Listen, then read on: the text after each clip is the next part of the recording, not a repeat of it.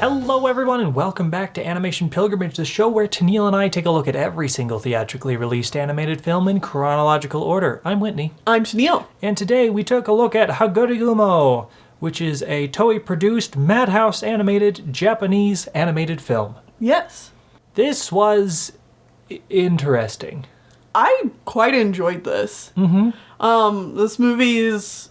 it kind of buries the lead, misguides you, pulls the wool over your eyes, the rug out from under you, in that it starts by almost making you believe that it's going to be a kind of Dark serious action film. Serious samurai period piece. And then it turns out, no, it's actually going to be a bit of a comedy period slice of life piece. Yep. Yeah, it changes tone pretty quick right there. Yeah. But then it has random moments where it is dark again. Yeah, but I mean, for the most part, it's kind of going for more of the, more, I guess not necessarily lighthearted, but like kind of comedy slice of life thing. For sure. For sure. Mm-hmm. How about we do a plot synopsis? Yeah, go for it. Okay, so this, like we said, it's mostly a slice of life film about the titular character, Haguregumo, and his family. And that translates, by the way, to like wandering cloud, vagrant cloud, which is why there's often a lot of like a single cloud going through the sky. Oh, okay, that makes a lot of sense. Yeah. Anyways, this guy, like you said, the movie starts fairly dark. It's in the middle of the night and a samurai is being chased down by a group of other samurai, and then he's brutally murdered by them. Mm-hmm. And this takes place during the end of the Edo period. Yes, so this is... Japan is going through a change, but there's a group that doesn't want it to change. Yeah. Westernization is happening, or not. Right. This would be, for anyone who doesn't know when the Edo period is, like I didn't, that would be, the time period that this specifically takes place around is the late 1860s. Yeah. So this is right around the time that Japan is fighting against itself to open up to other countries and start importing other cultures and other technologies and stuff like that. Yeah, they're still very isolationists. They still are very much living off of like the feudalist system with like Shogunate and stuff. Shogunate and, you know, to use a Western term, like castles and kings. Yes. And so the quote-unquote bad guys here are trying to keep Japan isolated. Yeah. You can definitely... There are so many pieces about this time period that who the villain is really depends on who's writing it. Right, yeah. Because I've definitely read it where it's the complete opposite, where the people wanting to open up the country are the bad guys. Yeah. So, you know, it really depends on who's writing it. This particular version is the people wanting to continue to isolate Japan are the bad guys. Mm-hmm. So they're hunting down people that are trying to help open up the country. And, you know, this is a slice of life film, so it's still extremely open to interpretations. It's not like, you know, the traditionalists, I'll call them, are like mustache twirling villains. But the film obviously still paints them as like kind of backwards thinking. Yeah. They're not progressive, that kind of thing. It's like if you open up to the outside world, you find out all these new technologies and wonders and like experiences out in the world, and we can make Japan even better if we open up. Yeah. Is the concept and idea there. Mm-hmm. Anyways, we've barely even started this movie. There's some interesting things to talk about. Well, yeah. Like, this is an interesting time for Japan, for sure. And so, like, it's something worth talking about. Yeah. Anyways, main character shows up, and he beats the ever-loving shit out of these guys. I guess the thing about this character is he hops around in the woods on one leg. Yeah.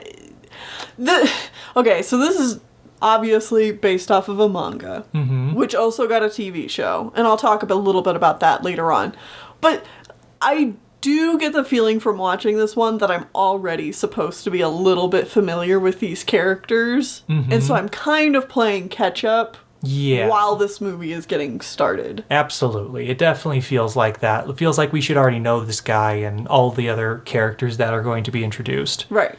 But anyways, he wields a double-ended katana, so it's just like a two-ended katana. And that's really cool. He doesn't really use it that much because, again, it's mostly a slice of life film. But that's his weapon of choice, and he easily hands these guys their ass. The leader of these guys is let go, and he, like, swears revenge or something. And then we get into the actual slice of life part of the movie. Right. Turns out this guy's life and his family are pretty messy, and this is probably where he is the most least likable and also most charming. Yeah. On his way home from beating up a bunch of random guys in the woods, he finds a geisha and sleeps with her. And then he goes home after the sun has risen. To his wife. His wife, after sleeping with another woman. And once he's home, we also get introduced. So we get introduced to his family, starting off with his wife. His wife really just wants some. She wants to get with him so badly, but she is constantly being blocked by their two children. Yeah. The first child is his son. His son is Shinosuke, and he is kind of an asshole. He's just like... He's a bratty kid. He beats up his little sister. Is disrespectful to his mom. Yeah. He really wants the love and adoration from his father, but his father is a dick, so he doesn't give it to him. Yeah. Stuff like that. And then there's also the daughter, and I don't remember the daughter's name. Ohana. Yeah. Okay, Ohana is like 2? 3? Maybe. Yeah, she's like old enough to be walking and running around, but like not really talking yet. Mostly just like she screams and laughs. She screams and laughs and is a little gremlin child and is often naked in this movie. Yeah. And I'm more okay with it here than I am in something like Doraemon because this character is literally like 2 or 3 years old, not 10. Well, and it's also like the Edo period. Like kids just kind of ran around naked. Yeah. So like I'm more okay with the depiction of a small, like, toddler being running naked. around naked rather than, you know, elementary school child in a modern day setting. Yeah, like in Doraemon. Yeah, it makes a big difference. Context is important. Yeah, so that's the family dynamic. And I also, I want to point out here that all of the animation direction in this movie is, like, pretty great either way. But the backgrounds I want to call special attention to because they very much take inspiration from the art of the time, like, of the Edo period. Yes. And I don't remember exactly what the style is called, but, I mean, even just, like, looking at some of these shots, I'm sure, like, you could tell, like, it's taking from that. And that's really cool. Yeah. So most of the movie is just around the fact that Haguregumo is a bad dad, and he does not help discipline his children, or when he does discipline them, he literally chases down his son for an entire day, wanting to beat the shit out of him with his sword. I mean, okay, you said that the movie focuses on him being a bad dad, but like... Most of the movie's actually about his son. Most of the movie's actually about his son, and the way that the movie frames him being a bad dad. They frame it as a good thing. Yeah, kind of as like, look at what a good dad he is by beating and neglecting his children.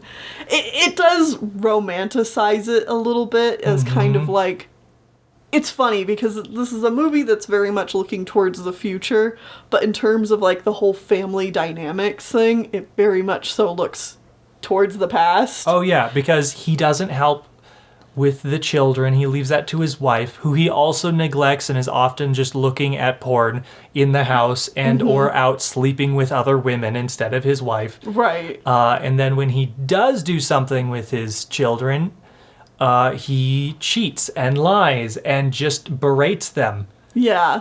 Like, he plays I can't remember what it is, but it's Japanese chess. Yeah, yeah. And he actively lies about the rules and actively cheats. And it really pisses his son off because... Because of course it does. Of course it does. He's an asshole. Yeah. But he's painted as a hero and a good guy. Yeah. And this is teaching his children lessons or something. Yeah. It's all played for comedy, you know? Yeah. Yeah. It's just a look into this messy, raunchy family. Anyways, like we said, most of the film is actually about his son, Shinosuke. Yeah. Shinosuke is kind of a weak kid. He kind of wants to be a samurai, but he's not really sure. There are some bullies that are extorting him. Eventually, he gets super pissed off and takes an actual katana to go fight them. And Dad's like, yeah, go for it. And Mom's like, what the hell? He's gonna get himself killed. Anyways, he takes the katana to the other bully kids, doesn't actually kill any of them, but he wins the fight. He sure tries. He heckin' tries, for sure. He almost kills one of them, but there was a post in the way. Yeah. Otherwise, that kid would have died. And yeah, then he becomes smarter and more intelligent or whatever. And then, at about the halfway point of the movie... We get introduced to...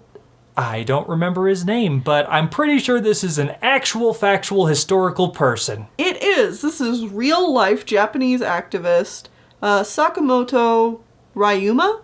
Ryuma, yeah. Ryuma. Who... Absolutely wanted to open the country up. Yep, like... someone who had kind of traveled all over the world and wanted to open the country up, lead Japan into more of a like industrial revolution kind of age, and end the feudal system.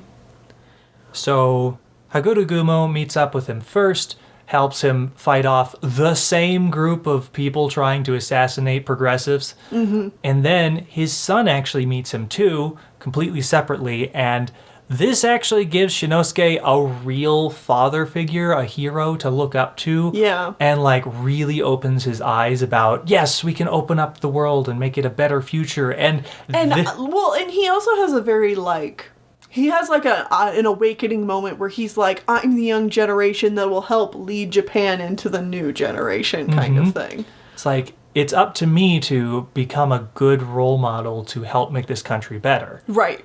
Type of thing. And this act is actually what straightens up his act and makes him stop beating up his sister and be nice to his mom and stuff. It's nothing to do with his dad. Yeah. It's this other guy. And then this other guy actually factually gets murdered. Yeah. And we are shown a depiction of it in a very cool artistic style. It's all black with just like red and purple highlights just showing the edges of people as they're getting sliced to pieces and they're fighting in the dark, and it's really dark and awesome looking. Yeah, like completely different from how the rest of the film looks, but yeah, it's awesome. Anyway, Shinosuke's really upset about this. Yeah, I mean, the guy got assassinated. That's upsetting. Around the end of the movie here, Shinosuke runs away to try to become a better man, and his dad goes and gets him, giving him that fatherly connection or something. Well, it's one of those things where, like, Shinosuke's like, I'm gonna run away from home, and his dad's like, okay, do it. Yeah.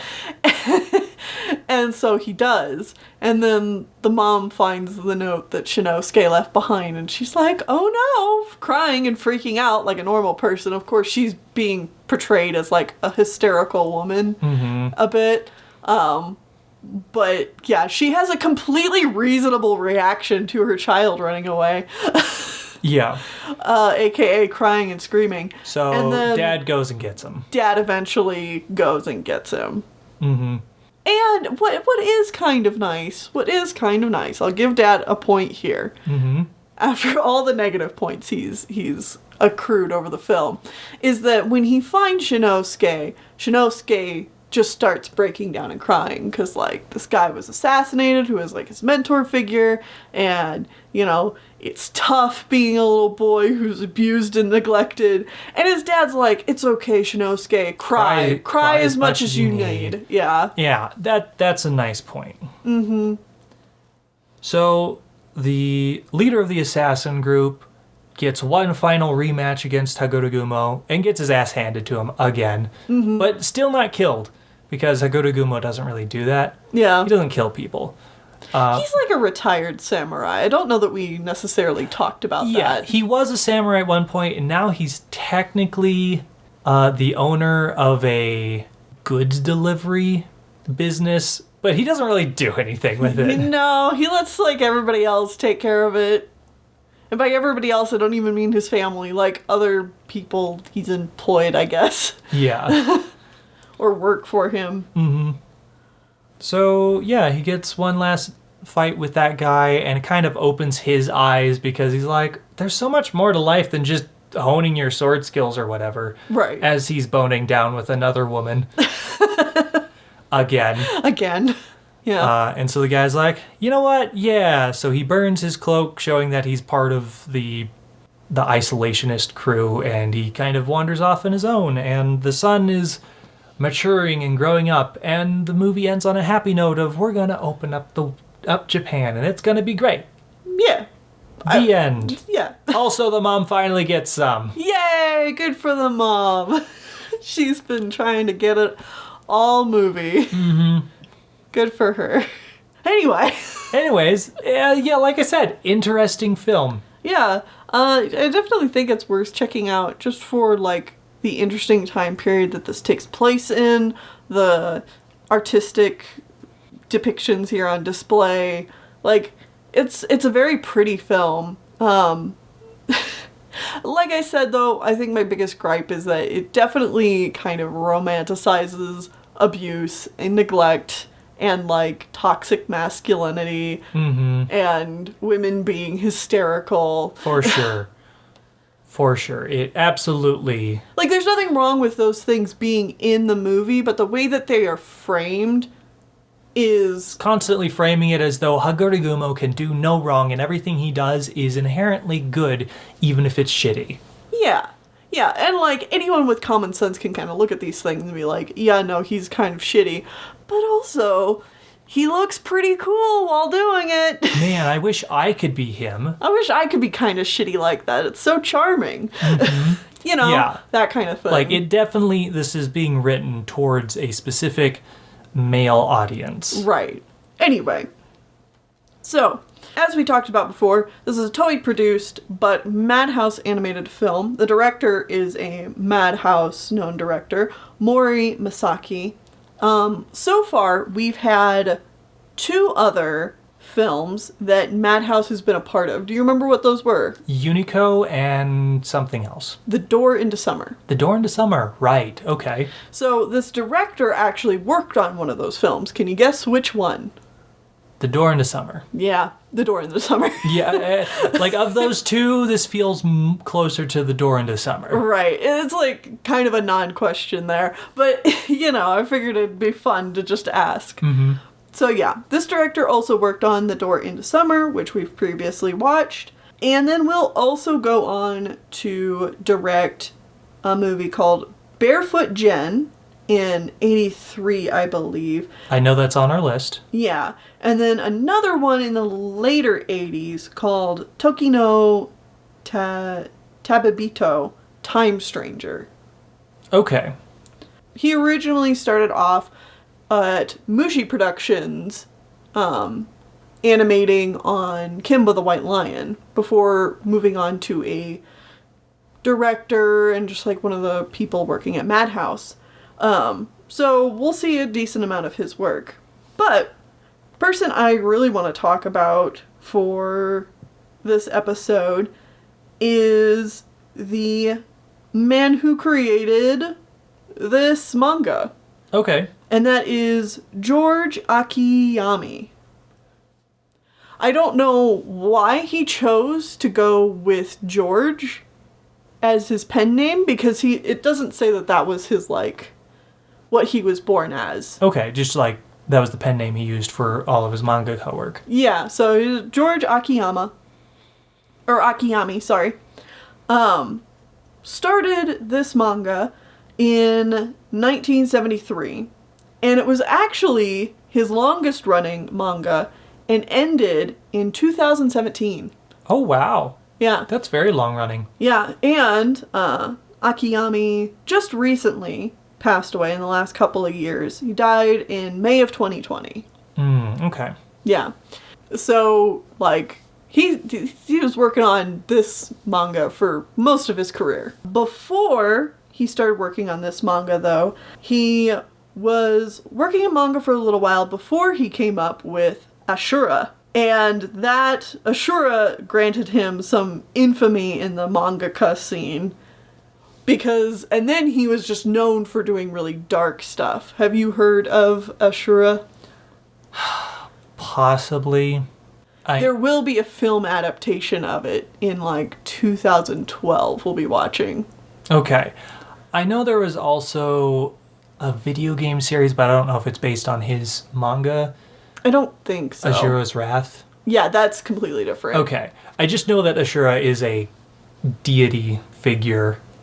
Yeah. So I don't know. I don't know if I know his manga specifically. Yeah. I don't know all the details about it, but just from like the brief, like the first chapter starts off with cannibalism. Oh, okay. And then like apparently the kind of synopsis for this is that like it's about a kid growing up in a who's extremely impoverished, growing up in a very like difficult to survive world. So like it's very dark. Okay. Yeah. And then another one of his famous mangas that he did was started a few years before this one, called Zenigemba, which roughly translates to like money power, and it's about another very poor child who starts to gain money and power and influence through murder. I don't know, that was again the synopsis of that one. So typically this guy does a lot of dark stuff. Mm-hmm. And this seems to be his more lighthearted series. Okay. Well, I mean, you gotta have some sort of outlet to do both, I guess. Yeah. But you can definitely, like, knowing that he typically deals with dark content, the dark content that does come up in this movie makes a lot more sense. Yeah, absolutely. Like, this guy's obviously very interested in always having something to say and, like, talking about, like, the nastier sides of society and, like, human nature and stuff. Yeah. So it gives a very interesting... I think it's interesting because this movie has just a little bit more to say than a lot of slice of life films do. Yeah, for sure. Because normally, you know, think about like Chie the Brat. Chie the Brat's great. Doesn't necessarily have a ton to say other than just like making you feel these characters' lives. Yeah, for sure. Yeah. I get it. Yeah. But I just thought this mangaka and the director and this movie were all really interesting, and this is one that you should check out. Yeah, absolutely.